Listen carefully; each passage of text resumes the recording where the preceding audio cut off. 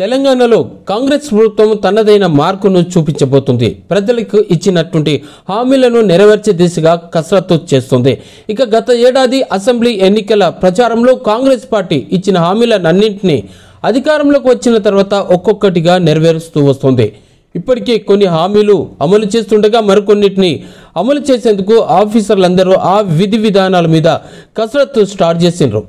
Election మేనిఫెస్టోలో మహిళలకు పెద్ద ఎత్తున ప్రాధాన్యత కూడా కల్పించారు. వీటిలో మహిళల ఖాతాలో ప్రతి నెల 2500 జమ చేస్తామని కూడా ఆనాడు ప్రకటించిన విషయం.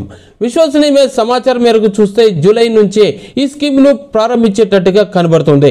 ఇక అతి త్వరలోనే దీని మీద ఒక అధికారిక ప్రకటన కూడా వెలువడే ఛాన్స్. ఆ తర్వాత మంత్రులు సీతక్క, పొన్నం ప్రభాకర్ కూడా ఈ స్కీమ్ను ప్రారంభించనున్నట్టుగా అనేక సందర్భాల్లో చెప్పినటువంటి విషయమే. అయితే ఈ పథకం అమలుకు సంబంధించి అధికారులు ఇప్పటికే మార్గదర్శకాలను అన్నింటినీ సిద్ధం చేసినట్టు సమాచారం. రాష్ట్రంలో తెల్ల రేషన్ కార్డు ఉన్న ప్రతి మహిళా అకౌంట్లో నెల 2500 జమ కానున్నాయి. ప్రభుత్వం నుంచి ఎలాంటి పెన్షన్లు పొందని కుటుంబాల్లోని మహిళలకు మాత్రమే నగదు అందేలా ఈ నిబంధనలు వర్తిస్తాయి. అయితే ఈ స్కీమ్ ద్వారా లబ్ధి పొందాలనుకునే వారికి ప్రభుత్వం నుంచి కొన్ని షరతులు ఉన్నాయి. దరఖాస్తుదారు తెలంగాణ నివాసి ఉండాలి. తప్పనిసరిగా కుటుంబానికి స్త్రీ యజమాని అయి ఉండాలి. అలాగే బీపీఎల్ కుటుంబానికి చెందిన వాళ్ళు కూడా ఉండాలి. దరఖాస్తుదారు తప్పనిసరిగా వివాహిత అయి ఉండాలి. ఒక కుటుంబం నుంచి ఒక మహిళ మాత్రమే పథకం ప్రయోజనాలు పొందే అవకాశం ఛాన్స్. ఇక దరఖాస్తుదారుల కుటుంబం సంవత్సరానికి 2 lakhs కంటే తక్కువనే ఉండాలి.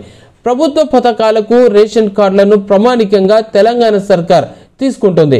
అయితే ఈ స్కీమ్ మీద సీఎం ఒక విధానపరమైనటువంటి నిర్ణయం తీసుకోవడమే ఒక ఆలస్యంగా ఉంది. ఇక ఆ విషయం మీద అతి త్వరలో అది కూడా అయిపోయేటట్టుగా ఛాన్స్. ఇక సమాజంలో మహిళల కోసం సాధికారత ప్రోత్సాహం అందించడమే మహాలక్ష్మి పథకంగా లక్ష్యంగా ఈ తెలంగాణ సర్కార్ భావిస్తోంది. ఇక స్త్రీని శక్తివంతం చేయడం కాకుండా వారిని ఆర్థికంగా స్వతంత్రులను చేయడం ద్వారానే వారి యొక్క జీవన శైలిని నాణ్యతను మెరుగుపరుస్తాయనేటువంటి ఉద్దేశంతో ఈ పథకాన్ని ప్రవేశపెట్టినట్టుగా అర్థమవుతుంది. ఎట్లయినా సరే మహిళలకు ఆర్థిక భారాన్ని తగ్గించాలనేటువంటి దృఢమైనటువంటి సంకల్పంతో తెలంగాణ కాంగ్రెస్ సర్కారు అడుగులు వేస్తుంది. ఇక వారి యొక్క జీవన శైలిలో కూడా అనేక రకాలైనటువంటి మెరుగులు తీసుకురావాలనేటువంటి లక్ష్యంతో రేవంత్ సర్కార్ ముందుకు పోతున్నట్టుగా ఇప్పుడు అర్థమవుతుంది.